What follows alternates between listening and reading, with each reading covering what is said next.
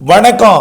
2025 March 2 ஞாயிற்றுக்கிழமை அதிகாலை நிலவர 2 நிமிட வானிலை ஆய்வறிக்கை. அதிகாரப்பூர்வ வானிலை அறிக்கைக்கு இந்திய வானிலை ஆராய்ச்சித்துறை அறிக்கையை பார்க்கவும்.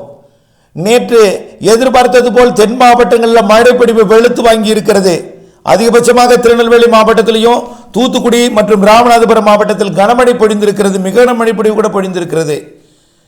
திருநெல்வேலி மாவட்ட மழைப்பொழிவு கிடைக்கப்பெறவில்லை. இருந்தாலும் தூத்துக்குடி மாவட்ட மழைப்பொழிவு அதிகபட்சமாக ஸ்ரீவைகுண்டம் 106 மில்லிமீட்டர் மழைப்பொழிவு பொழிந்திருக்கிறது.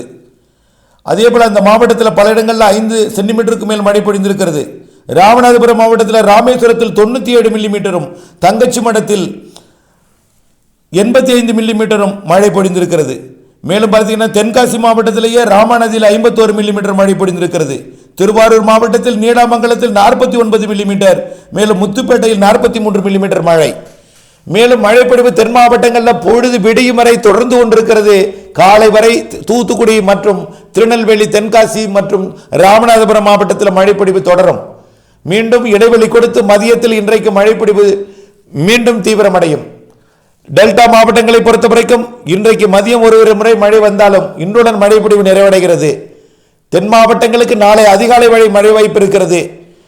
இன்றைக்கு மாலை இரவிலே நல்ல மழைப்பொழிவு மேற்கு தொடர்ச்சி தென் மாவட்ட மேற்கு தொடர்ச்சி மலைப்பகுதிகளில் கொடுக்கும். நாளை அதிகாலை விலகிய பிறகு நாளைய மறுதினம் 4ஆம் தேதியிலிருந்து 11ஆம் தேதி வரை வெயில் மற்றும் தெளிவான வானம். இதில் வரக்கூடிய 6-7 தேதிகளில் ஈரோடு மற்றும் கரூர் பரமத்தில் 100 டிகிரி ஃபாரன்ஹீட்டை எட்டும். திருப்பத்தூர், வேலூர் மாவட்டம் அதே போல எட்டும்.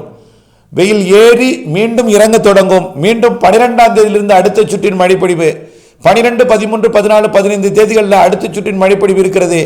விரிவான அறிக்கையை பார்த்து பயன்பெறவும் அப்டேட் சொல்லி இணைந்திருக்கவும் அன்போடு கேட்டுக்கொள்கிறேன். நன்றி.